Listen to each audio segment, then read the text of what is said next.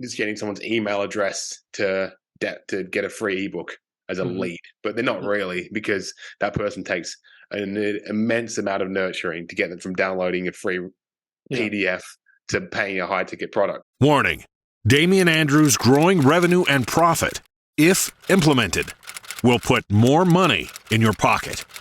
Please use with caution.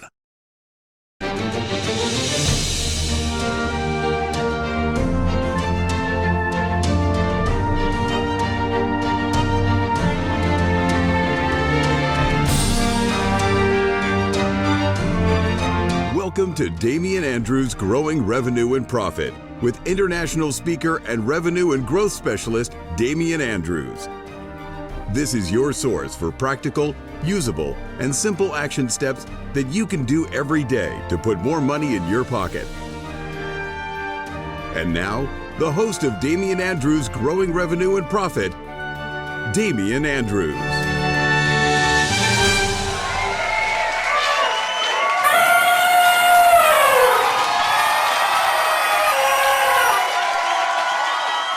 And the crowd cheers wildly to the trumpeting blast of elephants sliding through eyes of needles. This is Damian Andrews' Growing Revenue and Profit, the program that deals with all things that put more cash in your pocket. This is the show that handles your revenue riddles, profit puzzles, operational oddities, and culture conundrums. I am the one, the only Damian Andrews, and on today's show is the wonderful and amazing Alex Morris. Now, Alex, he worked as a chef for 10 years and struggled with side hustle after side hustle.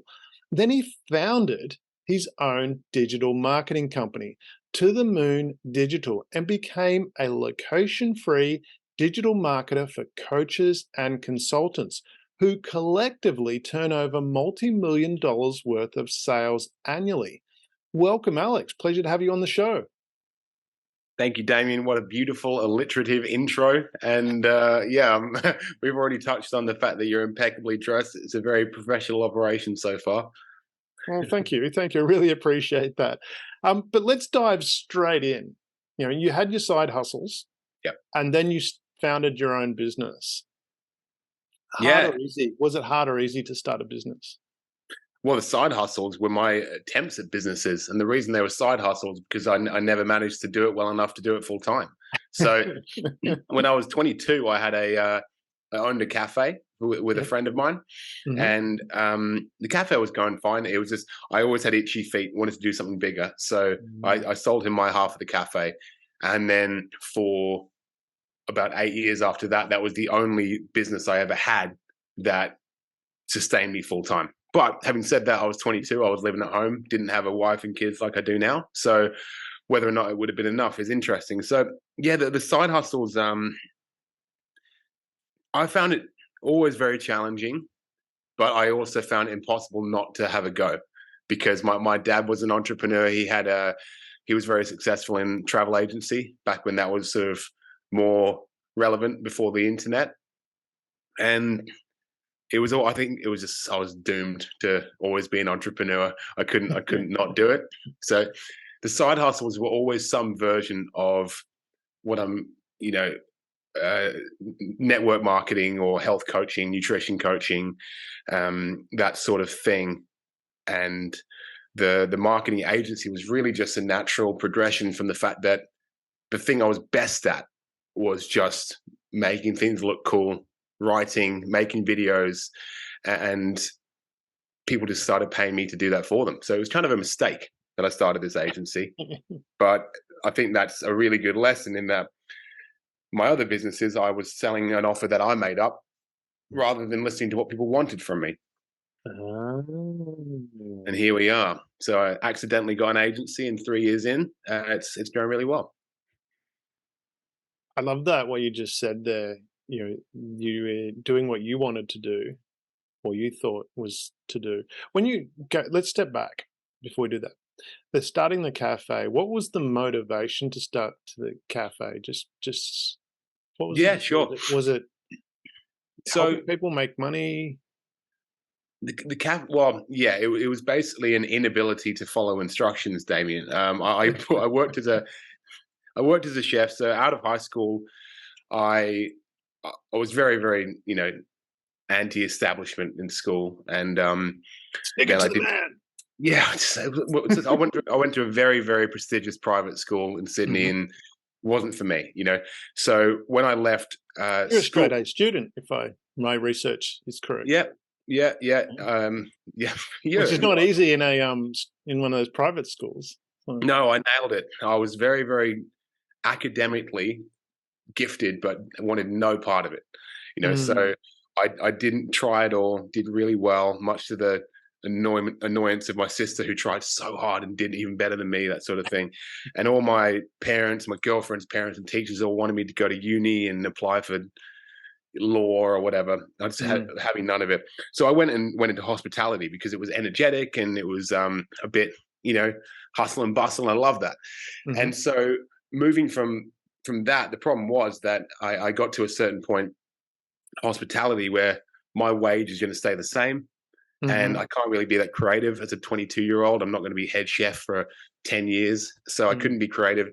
My friend and I, we started a catering business on the side, just for mhm. some extra money on the side, play around with it. And then the catering business got busy. So we were like, okay, what if we had a location to do this 5 days a week? So we basically Mhm, had the cafe to support the catering business, and then it mhm. overtook the catering business and became a full-time job. It was really just to do my own thing, mate. I couldn't not do my own thing, and and it was the first time when I ever made decent money. But Mm. looking back at decent money, like It's I was probably relative. paying myself $1,000 a week, but the fact was I wasn't working 17 hours a day for it, Yeah, like I was in kitchens. yeah. So yeah, the cafe was it was great. It was just it was in an industrial complex. There was heaps of warehouses and office buildings around. So we had a captive market. Then it never really evolved. I think that's what frustrated me about it, was that it never evolved. We couldn't really market and bring more people in, because if they weren't in that complex, then they had their own cafe in their complex. It was a Mm. bit like that, but it was solid, it was consistent. We'd always have Maureen and Jerry, and there were always everyone came in. You knew everyone's names and orders and lives. It was cool, but I think it was more of a style of cafe that you'd have when you were 52 rather than 22. So it sounds like, if I'm hearing correctly, it was quite became after that initial energy of starting it up and all that excitement, it became quite repetitive. Is that It did. It became quite repetitive, and that frustrated me. But my business partner, it didn't frustrate him. Interestingly enough, I sold him my half. mm, Um, he got onto that was around the time when Uber Eats came in. He got mhm, onto Uber Eats, started delivering to more and more businesses in the area. mhm, Then he started making these epic burgers that no one else was doing in the area, because we're trained chefs in a very, very simple cafe. He started just blowing everyone out of the water with his burgers, getting on mm. Uber Eats. That brought in the young men, that brought in the gym junkies, and then that brought in people then posting about it on their Instagrams. And he grew into a massive business in that little cafe. And now he's got two very successful restaurants. Oh, Um, so he's just doing the burgers. So he nailed it, because he took what he was good at and ran with it. And then let social media really changed that business forever. mm. When I was there, we couldn't figure it out, but he nailed it, and I'm very glad that he's doing so well. We're best of friends now as well. What do you think that difference was from that perspective when you talk about nailing it and you look at that business, and we'll get into the detail of your business in a minute, Mhm. but just while we're on this topic, is there a bit of luck there? Is it, how did that nailing it, do you think, happen? Well, I think there was definitely, timing wise, Uber Eats coming out and becoming prominent in the area was big. Mhm, So it was like jumping on a new social media platform, I guess. It was like being an early adopter of Twitter, I guess, for mm, him. Uh, but also then leveraging um, the hours outside, not being boxed in by mm. what he was told a corporate cafe had to be. He was like, well, why can't I trade in the evenings? There's no one in the building, but there's people who will order food for me in the evenings. So he was trading Um, Friday night, Saturday, Sunday. Yeah. in a business complex where there was no one there from 5 p.m. on Friday. So he was staying open even though he had no customers, but he was sending it out. So I think that what he did really, really well, outside of having an amazing product, which was the burger, which were very Instagram worthy, very, very big and juicy, and letting users generate their own content, was that people said, okay, what I always thought that cafe would be a place where we would cap our income, basically, and only ever increase it with corporate catering jobs and that sort of thing. But he just said, all right, the technology's there. He invested in social media and having someone help him. And then, just got the word out, thought outside the possibilities of what we thought it could be when I was there. And probably having me out of the way and allowing him to run it himself helped, because I don't know if you've ever had a partnership, but it's not an easy relationship, a 50-50 partnership. It's like a marriage, business. Whether it's a business or no, relationship has the complexities of dealing with another person. 100%. And if you both have different ideas, there's always compromise, and then resentment can build. And that's definitely what happened with it. And we're better friends now than ever. And we haven't been in business together for, we haven't worked together for 5 years now. And we're best mates. It's really great. Because what I'm hearing, there's 3 key things that I heard there, which I made some notes of. One was leverage. The other one was innovation. I'm not sure if you said the word, but there was innovation in what was happening. And the third one was amazing product, which you said amazing product. Well, that's what I heard. Maybe I could be hearing things. But they're the 3 things that I took away from that conversation. How important do you think that is for any business owner? And when you look at your own business now that you've started, I've looked into your background. Yes, I would say looking at your website, it's amazing, well laid out. The work that you do is very impressive.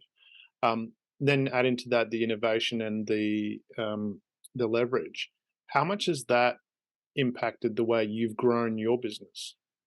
Yeah, cool, great question. So I think that product's always got to be number one, because no matter how good your social media following is or how good your marketing is, people will figure it out if you're not delivering a good product or a good service at the end of the day. And that's what happens with a lot of restaurants, right? Style over substance, especially if they got a great location, they can get away with it. As tourists come through and they charge them a bunch of money for a seafood platter, then they don't come back because they've left to another city. Yeah. So I think that's what gets you returning customers, and when word of mouth referral. So I think product is huge. And that's, for the burger shop as an example, it was user generated content that grew that shop an awful lot. It was people taking your photo, being like, holy mackerel, there's really big American style, juicy, creative burgers coming out of this random little shop in the middle of nowhere, where every light is off for a mile around on a Friday night. So that was interesting. I think the great product, and when it comes to coaching, marketing, podcasts, whatever it is, that's got to be the key, because that's what's going to have people come back and then tell people about it. In terms of the leverage, I see paid marketing, what we do, as a form of leverage, and a website as a form of leverage, and repurposing social media content as a form of leverage, because it's doing your job without you having to do it.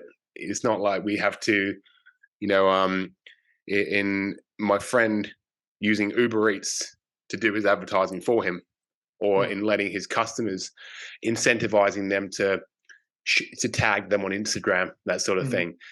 That leverage is just one side of it, of telling people about your product. And you can have the best burger in the world, but if you're not telling anyone, then obviously you're in trouble as well. So I think these two really, really have to come first.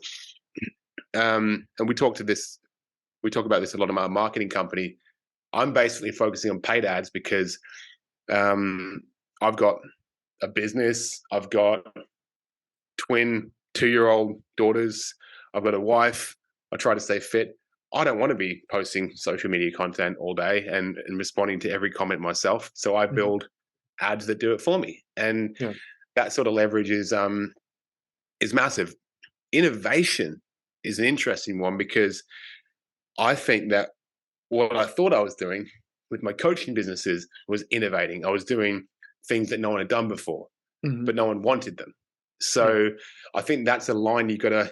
I don't know where the line is with innovation, because not everyone's going to come up with the next Uber or the next, Chat GPT. But I think a lot of people think that they need to reinvent the wheel to be successful. So I would argue that innovation of your product is the least important of those three things. But having an offer that is unique is great. The way you frame it, like there's a million podcasts, million digital marketing agencies. You're innovating with your tagline, with your intro, with your style. And I think that with our marketing agency, we have to have an offer that separates us from people. But I don't believe we need to reinvent the wheel and always come up with something that no one's seen before.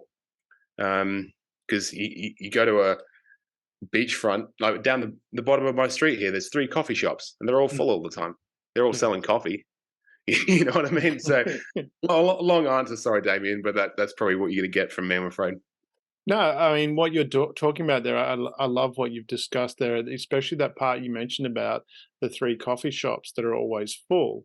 And that's where, from that perspective of distinguishing yourself, and you look at that uniqueness of who you are, especially when you're looking at that, well, I was going to say smaller business, but then when you look at any business, I mean, look at bigger businesses, when you look at your shoe companies or your big, large restaurant chains, they're all got their own unique identity. How difficult is it to step out and be your own person in that market when we look at our history growing up, and when I say growing up, I mean as a species, not as a person, we needed to work collectively as a group. Because if we were a solo, we had more chance of getting eaten by lions and things like that. So we have this natural urge to want to be part of the group.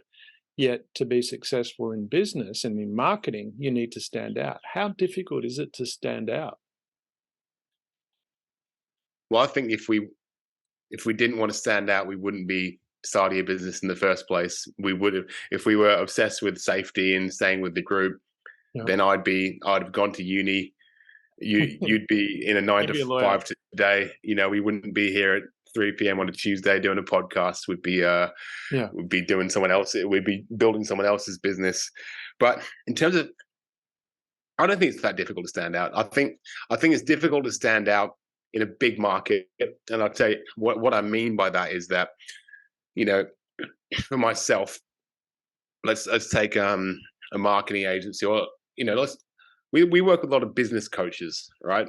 And a business coach, for example, they could be super duper talented, and they have years of experience in helping multiple kinds of businesses in different industries to grow revenue or decrease staff turnover, whatever it is. But the problem is that if they go out and say, I work with businesses to grow their business, then you're putting yourself up against the massive players, especially on social media, like Grant Cardone and Gary Vaynerchuk, or whoever these people are, the big influencers with massive audiences and massive budgets. There's always going to be someone who will beat you in that area if you're trying to compete in a massive, big niche. So I think that trying to stand out is really, really difficult if you're trying to do it in a huge, big red ocean, which is like the analogy we use is a red ocean and a blue ocean, and a red ocean being that you're stealing from Matrix there. No, the Phillips thing.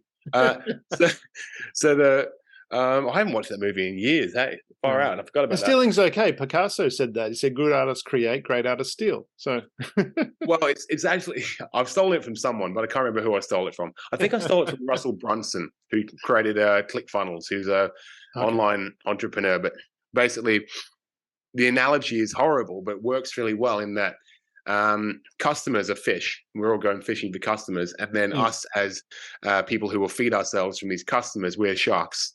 Right? Obviously, we want better for them than a shark does for a fish. But in a massive market like business coaching. Yes, there's endless amounts of fish in there, but there's also going to be much bigger and more experienced sharks than you, right? So that ocean, while it seems like there's heaps of business in there, it just goes blood red from how many people are feeding in that one place. So what we need to do is niche ourselves down into a small little ocean where, there's less customers, but there's also less sharks in there. And so that's how you stand out. And so we went from being, me, back when I first started digital marketing, I was a marketing agency for just for whatever small business came through my door, really. And that was fine. But I was competing against lots of people. When I moved into being lead generation for coaches and consultants, instantly there's less people doing specifically that. So my market gets a lot smaller. And sure, I'd love to be able to go down the road and pitch all the mechanics down there and all the coffee shops. But there's plenty of people to do that. But when someone says, lead gen for coaches, guess who pops up? So going into that blue ocean that's how you stand out. And it can be as simple as adding one more sort of descriptor onto your audience. So business coaching, massive ocean. Business coaching for gyms, that's been done, but that's getting smaller. And then business coaching for, Pilates studios. That's, instantly, if you just do that, then every Pilates studio will know that you're the person to go to. So I think that's how you stand out, is by not trying to take over the world, but trying to take over one small portion of it at a time. I love that. I have a friend who's a very successful business owner had a similar analogy. He said, I'd rather be a big fish in a small pond than a small fish in a big pond. Totally. Same analogy. I love that. From that perspective, how did you do that? Because especially when you're starting a business, there's all that pressure of got to get revenue. So a lot of people go, just give me any client, take any client. Yeah. How did you focus and get niched? I made the decision from kind of what my clients told me, in the fact that the smaller businesses who I was marketing with, I had everyone from tattoo studios to boutique jewelry makers to I had a couple of online coaches in there, personal trainers, all sorts, people with skincare clinics, that sort of thing. The only people who ever made their money back from marketing was the people who had higher ticket programs, which were the coaches. It's not because the other people, the tattoo studios and the jewelry companies and stuff, didn't have leads. It's just that they're making their money back on much, much smaller margins in smaller increments. And so marketing became a less fun and exciting journey for them, where basically a coach can come in and they can have a 1 out of 100 lead to sale rate. And they can, spend $2,000 on marketing to get 100 leads, make one sale and make $5,000, that sort of thing. And for me as a marketer, that's really exciting as well, because these people stay on for longer, they're more abundant with their spend. And also from being in the health coaching space, I understood these people as well. So whenever I've worked with companies with smaller products, like in my cafe, I used to say I make my money $3.50 at a time. It's really tough to pay a marketing agency, and Facebook ads and stuff to make your money back that slowly. And not everyone's got the luxury of having long-term vision, because they've got bills to pay. So it was really a choice that I made just from seeing what kind of results my customers got, seeing who was most excited to work with me. And that's how we went down the coaching route.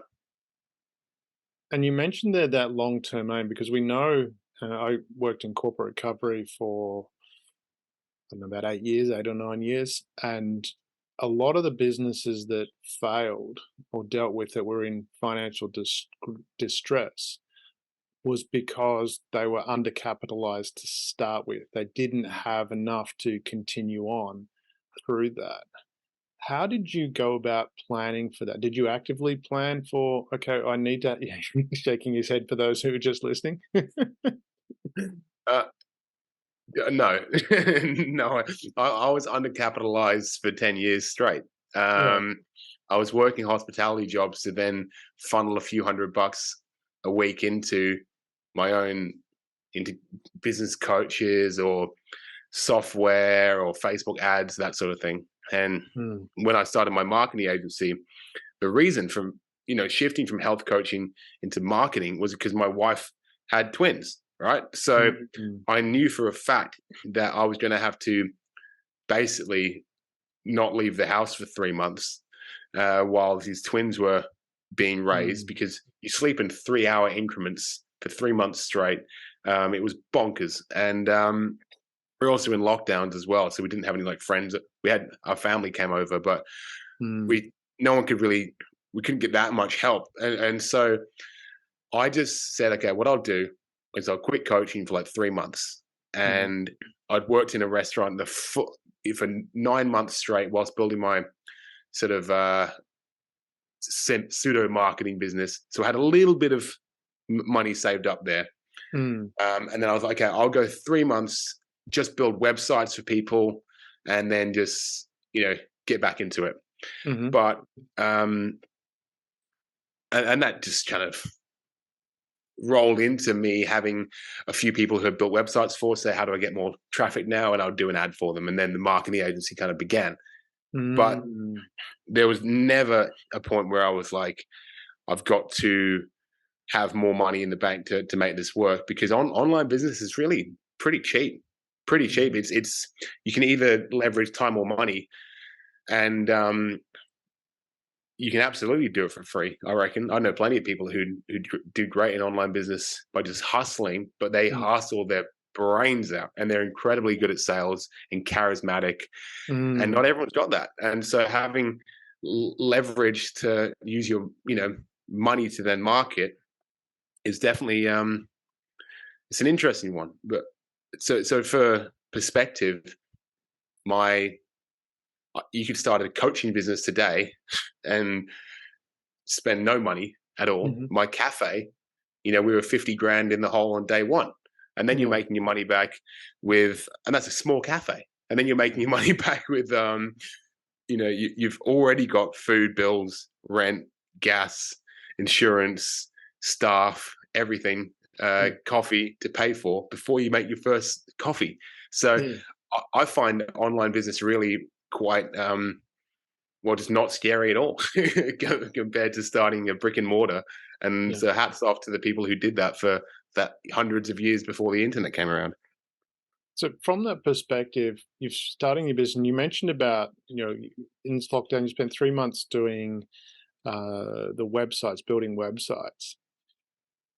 The question that get asked a lot is about, sales and finding clients. How did you go about that lead generation when you were doing the websites? What did you do to find where the clients are? I went into Facebook groups, local Facebook groups, Mm-hmm. of, where people were advertising their businesses, buy, sell, swap, that sort of thing.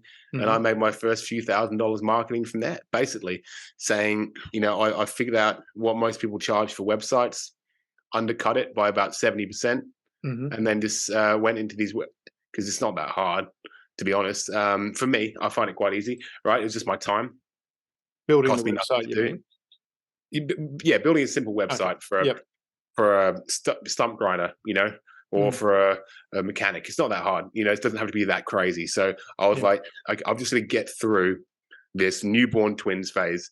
So I went into a bunch of Facebook groups and I was saying, So these are people that have got a Facebook page and a business, but not really a website. Is that what you're looking yeah, at? or they had a website they built themselves with like GoDaddy or Wix or one of these free platform builders, and it was just dodgy and made them look worse. So that's all I was doing, was just making local businesses look slightly better online. And I found those people 100% organically. And this is where I say you can start an online business for free, because there's networks around there. And I started with that organic, just talking to people, have a good offer. My offer, really, the selling point was that it was cheap. Mm-hmm. And I sold like, maybe 10 websites, maybe a few $1,000s. And from then I would have conversations with them, and maybe 3 or 4 of them, I said, you should consider running some ads towards these businesses. And that was a big lesson, was like, if you can create a problem for people by doing, then you can solve it for them, then that's a really good thing. And having a great website obviously isn't really a problem, but the problem is how to drive the traffic towards it. So then that was my next offer. And then when you say, okay, you've got now we have an offer of, video content. So you've got ads now, but video is going to make it better. So we need some video content. Let's stack that on there. Just offer linking and constantly giving people more stuff. But yeah, to answer your question, I just went to Facebook and just talked to as many people as I could. So from that, what I heard is you actively went and looked for people that had a problem that you could solve. Is that Well, I just knew that, you so often want to book it. You've got a local business, and you so often just want to book in online on their website, that sort of thing, but they don't have it. Or my street down the bottom here, once again, it's got like 7 different automotive repair shops, that sort of thing, smash repairers, and all of them have got just an Instagram logo or that kind of thing on their banner. And they don't even tell you what their Instagram handle is. I don't know how to get in contact with these people.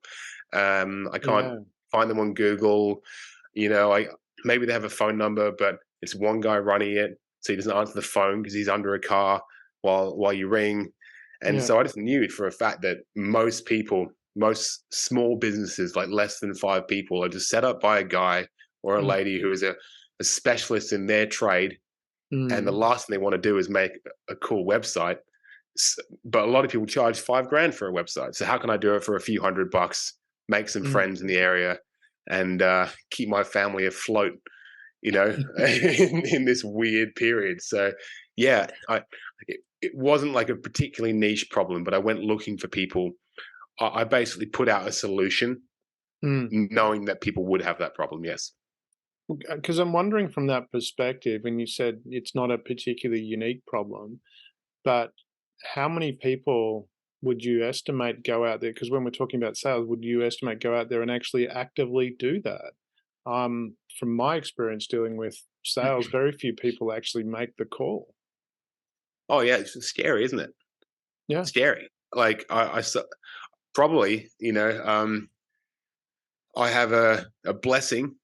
I don't really care what kind of reaction I get in a local Facebook group. I'm quite self-assured in that. I've done plenty of cold calling in my time.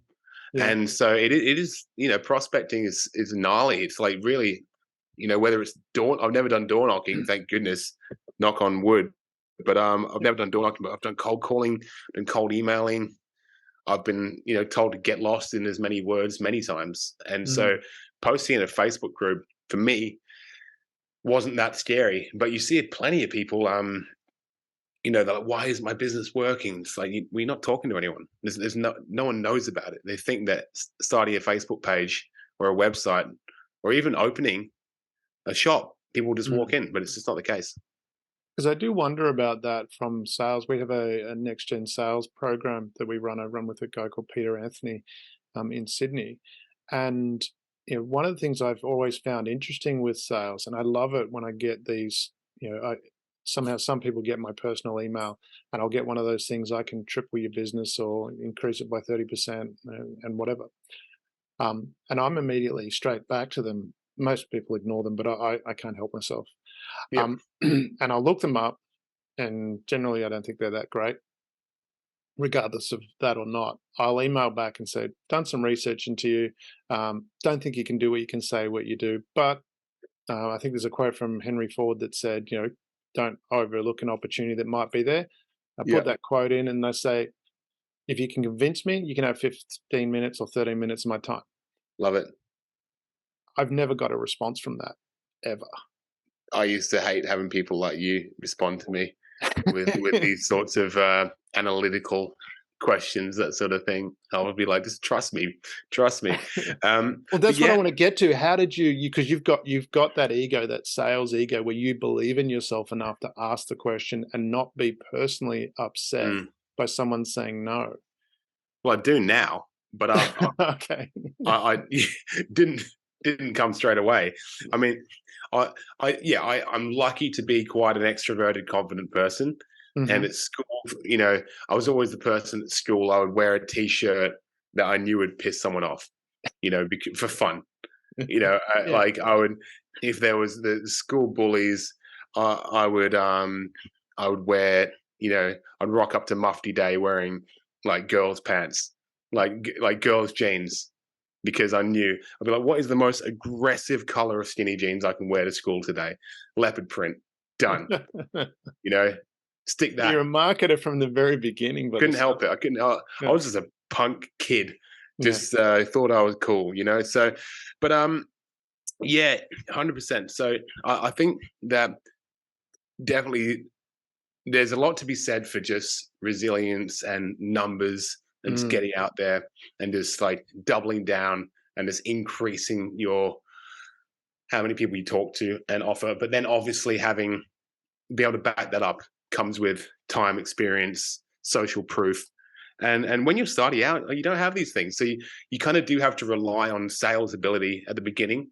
You kind of do have to, at the beginning, in my opinion, find a few people who you can pull over the line, over deliver to them as much as possible, usually at a discount, and then get some case studies and testimonials from them, use that to market, build a little bit of social proof, and then just rinse and repeat until you know your system, and then you can refine. But at the beginning, like in my health coaching business, I'd come home from my day job cooking in a cafe, not my cafe at this point, and I'd spend a couple hours a night cold calling the leads, who put their phone numbers and emails in to download my ebook, that sort of thing. Nightmare, horrible job. But in doing that, I built a fair bit of sales resilience. And I think that's something that you can't really teach. You should have, that's years in the game, I believe. Because I was wondering about that and we're talking about sales, but expanding that as a business owner. Because when you look at how your business, starting the business, the To the Moon marketing, To the Moon digital, when you started that, you had a plan in your head that this is what I'm going to do. Now, my guess, could be wrong, it didn't go to plan, and you had to adjust and deal with things as they came up. I'm waiting for someone to tell me that did go exactly to plan, but I don't know that I'll ever find that. But anyway, I'm going to put it out there. How much of that do you think that sales resilience that you built up was necessary to operate the business that you now operate, to be where you are now? Yeah. I think just, sales is just one part of resilience, and absolutely it did not go to plan initially. I think I was quite maybe strategic, maybe lucky, maybe consciously started marketing in a community that I was kind of already in. So when I could post on Facebook and be like, I've just launched this. This is my new offer. Anyone who's curious, come have a chat. And there's enough people who knew me and trusted me. When it came to going out to cold leads, that was where it got tough, because suddenly I was selling a product I hadn't sold before, didn't have the results on paper to tell people. And so, and my sales skills have never really been that strong in terms of like closing deals. I'm just more of a sit back, tell them the numbers. These are the facts. Let's talk again in 2 days. That sort of thing. If you're interested, a little bit like your friend Peter Anthony, who I interviewed a few weeks ago on my podcast. He lives just down the road from me. He's a great dude. So yeah, my sales skills have never been like my biggest thing, but I think what I've got is a lot of resilience coming from how often it's gone wrong. Like from when I went from being a sous chef in a good restaurant to Yeah. then a few years later, getting up at 4:30 in the morning to wash dishes where my boss was like 18 so that I could finish work at 1 and come work my coaching business. Or when I was living in an apartment, above a cafe, and we were stealing Wi-Fi from the cafe, and our washing machine run off. We had a tube that went into our bathtub. So our bathtub was always full of grey water, and I was driving a car that my mate gave me for free, which had a hole in the floor and a crack in the windscreen, was unregistered, right? I've been there. I came, and to be honest, Damien, my family's rich, right? So I came from like a wealthy, with a massive house in England. Really, my dad was really successful in business. Suddenly I was like complete dead broke starting these businesses, right? So I think that I just wasn't scared of things not happening straight away as well. And I think that we're very lucky to have a very comfortable society now where you can basically get whatever you want at the touch of a button. If you can't afford something, you put it on like Zip Pay or Afterpay or a credit card or whatever. No one's ever going it's people obviously go hungry, but this country has a lot of ways of supporting you if things go south. And I just wasn't really that scared anymore, mate. So, because, those first few days where I had, I saw my money start to go down for the first time ever in my life, I was freaking out. And now I just know it's part of the game, right? Yeah. Yeah. So I was wondering from that perspective how you dealt with that, but it sounds like you understand that that's part of the process. Things don't just constantly go in one direction. There's an up and a down, and that's part of that process. And just don't freak out when things go that way. What about and teach your wife not to freak out as well. Get her used to it too. She's used to it now as well. So that's the main thing. Yeah, well, that's a different component of managing your personal life, and obviously choosing the right partner as well, which is a whole separate podcast in and of itself, if not a series. That goes for both men and women. But from that perspective, when we're talking about lead generation, what sort of systems did you have in place or learn and create to actually more effectively manage that lead generation? Yeah, I don't think it's ever that hard to get leads, but what you call a lead is very, very broad spectrum. So some people could call like just getting someone's email address to get a free ebook as a lead, but they're not really, because that person takes an immense amount of nurturing to get them from downloading a free PDF to paying a high ticket product, right? Yeah. I also don't think it's that hard to get people's, people so readily give away their phone numbers and, their email addresses and start conversations and apply and sign up for free trials and stuff. That stuff's really quite easy. If you have a cool offer and you can make, engaging graphics and write half decent, you'll get that. I don't think that lead gen is actually the struggle. It's moving people from where they've come in to the point where they trust you and want to start a conversation. And I think people expect that's going to happen a lot quicker than it does. And so most of the challenge for our clients, most of the work comes in, and for my business as well, not in getting clicks and getting phone numbers, but in getting that person interested in hearing your offer and signing on the dotted line and giving up an hour of their time to talk to you. So when it comes to that, I think the most important thing, I think, is education on what you do and why it's important for their business or their life. But education about the way you specifically do it, because everyone's got education on the internet for free. Yeah, no one, even needs to be listening to me right now. They could go and type into YouTube, how to generate leads on Facebook, and there's a billion videos, but they're not going to do it. So I think knowing how you run your business or I run my business is the biggest part of lead gen for me. Is actually the follow up, whether that's automated or manual. We can dig into that some more, but that to start it off, definitely the work begins once people are through the door. Yeah, that's the part that I wanted to get to. Because if you're going through that, it depends on which market you're in.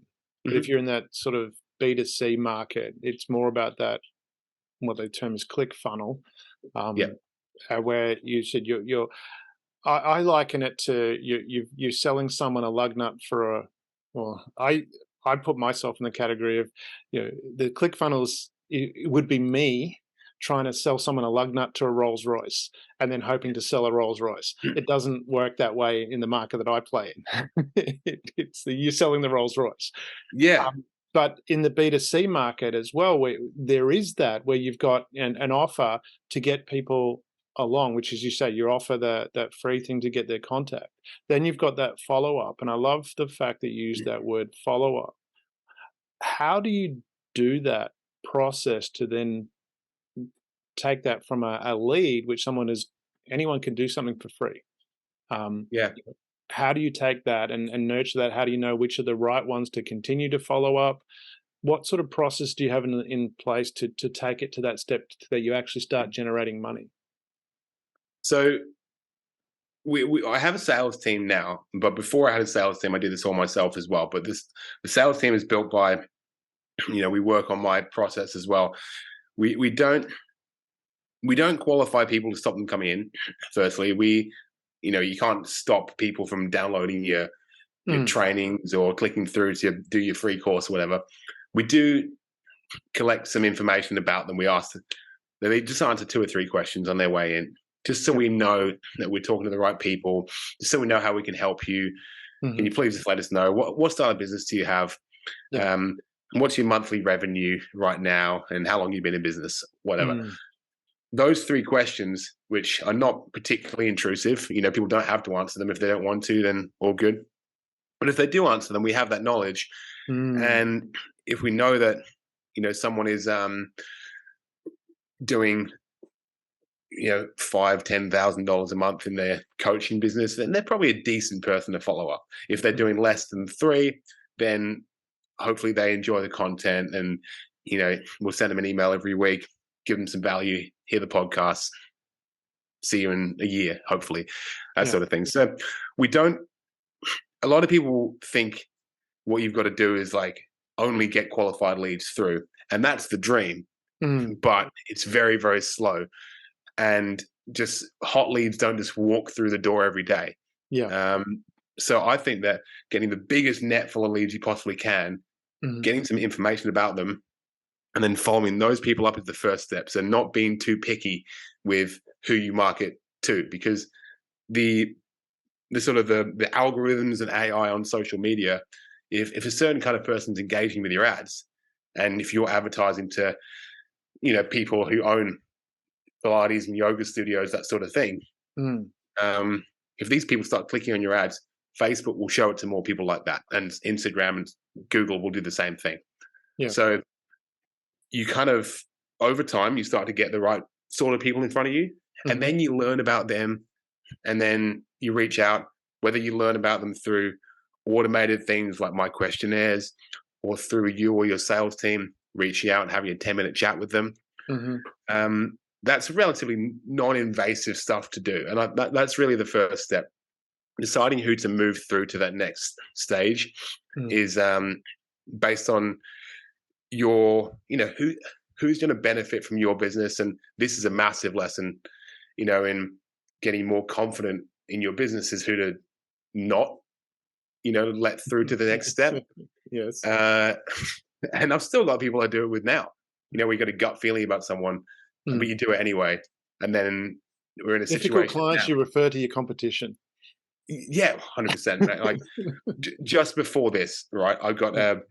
an email from a client we let go, who's asking for, very angrily asking for a refund for a service that we absolutely delivered. And, just a very emotional woman who I shouldn't have let through in the first place, that sort of Yeah. thing. Lovely lady, but we didn't fit in the way we did business together. Yeah. And yeah, she got exactly what she paid us for. It's very interesting. But knowing, if I told my if I told my sales team about her, I'd be like, yeah, she's not right for us. But for some Mm. reason, maybe because I'm too nice, I was like, yeah, come on board. Great. So, yeah, the main thing is like I think going to a big net full of people, building your awareness of, who you are in the marketplace, moving them down that funnel just by learning more about them. And if they're the right sort of person to move forward, giving them some education on what their life or business could be like once they're working with you. And not just through, pitching them through a video or anything, but giving them some insights, for example, into the power of having a predictable lead gen system, or, the power of having having this automated booking system for your Pilates studio, or, in the Rolls-Royce situation, what your life feels like, give them a test drive in the Rolls-Royce, that sort of thing, educating people, a free consultation, a free trial. That middle bit there slows everything down, but it's hugely important, I think, in the process, because it really bridges that gap and builds the trust and excitement. And often people will say, okay, I've been educated and it's not for me, but that's fantastic, because they shouldn't be working with you anyway. So I think that people really, really try to take people home before they've bought them dinner, so to speak. And I love that analogy. if we all just relaxed a little bit and know that there's plenty of fish in the sea, and just talk to people a little bit more, then we'd all have a much happier businesses and many more successful clients. How did you get? I love what you just said. There's a couple of things I really love. How did you get to that mental mind shift of, because people just want to take every client, but and I'll use the analogy at some people that I knew. The three guys had a plumbing business and they were turning over 15 million. So it's a big business. Well, depending on how you put things into scale. But for them, and they were working 7 days a week, flat out, a lot of problems to deal with, and I'd love to say they're my client, but they weren't. But they had what they did is they decided that they'd had enough of that, and they were just going to get rid of all the crappy clients that they had, and culled it, and their revenue dropped a third. They went from 15 to $10 million, massive drop. Yes, they got their life back. So they worked 5 days a week, normal hours. What they noticed though was their profit went up. They made more money. And how do we get to that level of thinking that you're at now, where you go, actually, if I take on these crappy clients and they give me grief, it actually takes up so much more of your time and actually hurts your bottom line. How did you get to that? Well, the truth is, by having more money than I used to, and having a buffer where I don't have to say yes to everyone, but also, that's not a great solution for someone listening who doesn't. But just well, it comes into the planning phase when you're starting the business. If we're talking about starting, you mentioned about, we talked about being undercapitalized. It's optimism bias is a big factor of failure, because you're not really paying attention. 100%. Yes, that's true. But also, just you learn very quickly, like with these plumbers, like that your time and your energy in business can be very, it can be really, really fun, and you can be very energized by great interaction with a client. Hopefully, like, some of my calls with clients, I really look forward to them, and we get off the phone and, we've talked about our personal lives, and it's like, appreciate you, man. And that kind of stuff, it is out there, and business doesn't have to be a slog. And when you start to realize, business being a slog, talking to people being a slog, and it feels like this little taps on the shoulder all the time. And then until you get one person, and my big baseball bat around the head that I've got to change, I got to get rid of this client, is when they start to stress out my staff. Because I can handle it, I don't care. But if one of my staff is like, getting bothered by someone, I love my staff to bits, and they're so loyal. And if I've noticed it and they've noticed it as well, then that's probably a surefire reason to, let this person go. And it's not always easy because there's always, you know, email ramifications and testimonials that come out, and people, whenever you let a client go, it sucks. No one's really happy, but my team's happier because they're not dealing with that, and so therefore I'm not paying them to just work on this, on this one person who's causing us grief. They're able to spend their time more productively. We grow the line. So the mindset, I think, comes with time. I think it comes with experience. Definitely confidence, financial confidence is a factor. But I think everyone's kind of got to do it as well, because if you don't have the dodgy clients and the dodgy jobs, like when we did catering, we had jobs we're like, oh, I'm never doing that again. Like, you don't make money on canapes, for example.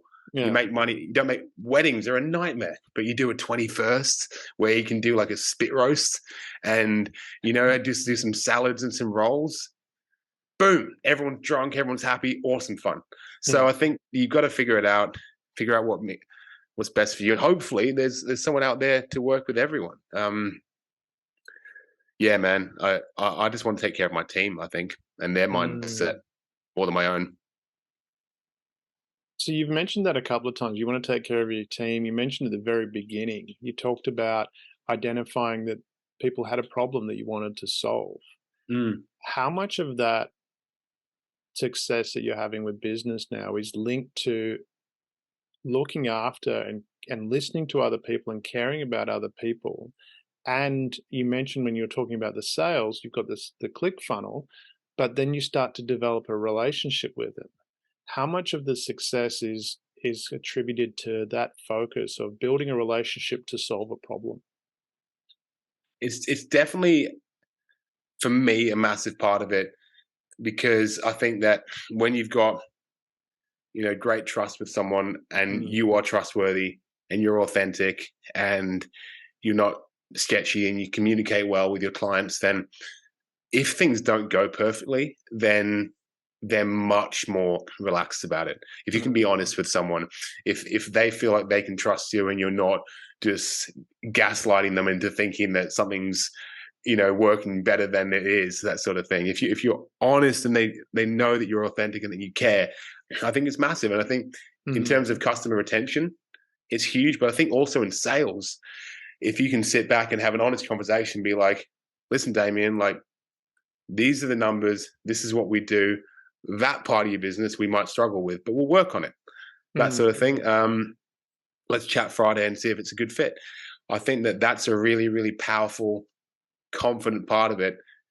And people can sense the care in that, and they can sense the relaxed nature of a sale. And then when they're in and they're working with you, it's the compassion, the empathy, and the trust that really brings in the word of mouth clients. And I've got one client comes to mind who was having a bad month with her marketing because it's just an offer wasn't working, but she referred 2 people to me whilst that was happening, based on the character of the people in our company rather than the results she was having that second. And so I think it's massive. I think it's natural for most business owners to really care about what their clients think and how they're going.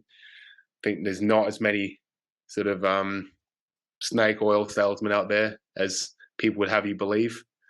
And it's at least I hope so. And I think that it's a blessing and sometimes a bit of a burden to care so much about how well your clients are doing. I love that passion though that you have, and it's critical. In my view, it's critical to care about the other people. It weighs so much in there. We've chatted for a while. We need to wind this up. We have. Time flies, eh? No, you're in the DeLorean. We're in the back to Goodness me. We've hit 88 miles an hour. What am I drinking?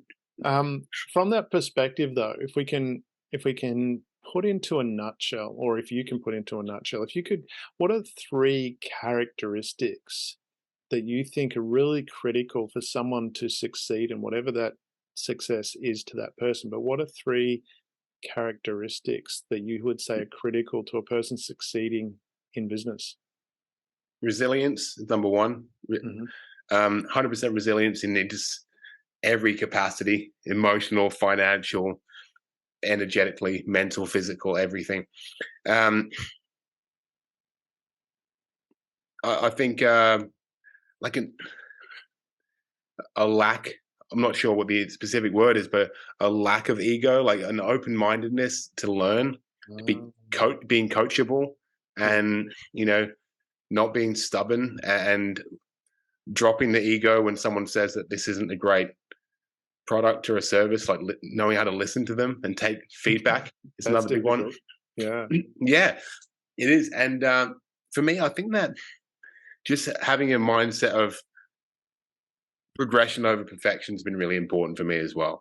Just launching things. Did you say regression over progression over perfection? Progression. Sorry, yeah. Launching things, testing things, seeing how it goes before it's perfect. Not worrying so much about the size of the logo on this picture, but just realizing that most people just want the result, and they're not really so interested in the tiny details of your business.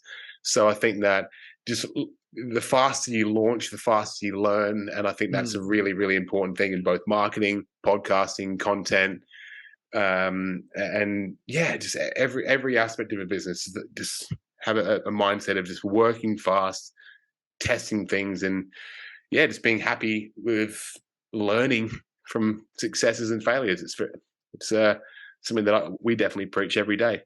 Yeah. And practice. It's good to do both, isn't it? So so resilience, ego, being able to ask questions and not think that you're always right, and sorry, mental blank now. The third progression over perfection. Exactly, taking action. Action take. Just implement. That's it, really. Yeah. I love that. I've got so many more questions, and maybe we can have a follow-up chat at some point. But yeah, thank you very much for taking the time on the podcast. It's been wonderful, Alex, to have chatting with you. But before we go, can you do your little bit? This is your product placement part of the podcast. Tell us about your business, your calling card, how people contact you. We'll, of course, put that in the show notes, but sell your wares, sir. Sell your wares. Oh my words. I've got a revolutionary product that you've never seen the likes of before.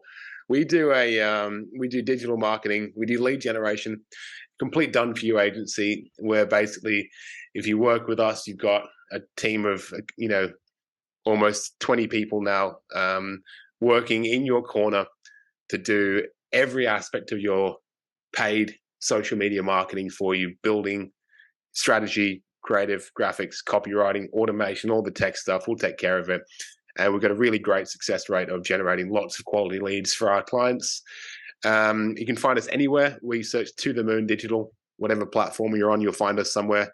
And we'd be very, very happy to talk to you, if not just to give you some advice, to start a relationship and see where it goes. Fantastic. Beautiful. Love that pitch. Well done. Alex, such a pleasure having a chat with you. Really appreciate you taking the time to share with the listeners. Again, thank you very much. It's been an absolute pleasure, Damien. Couldn't think of anything I'd like to do more on a Tuesday afternoon.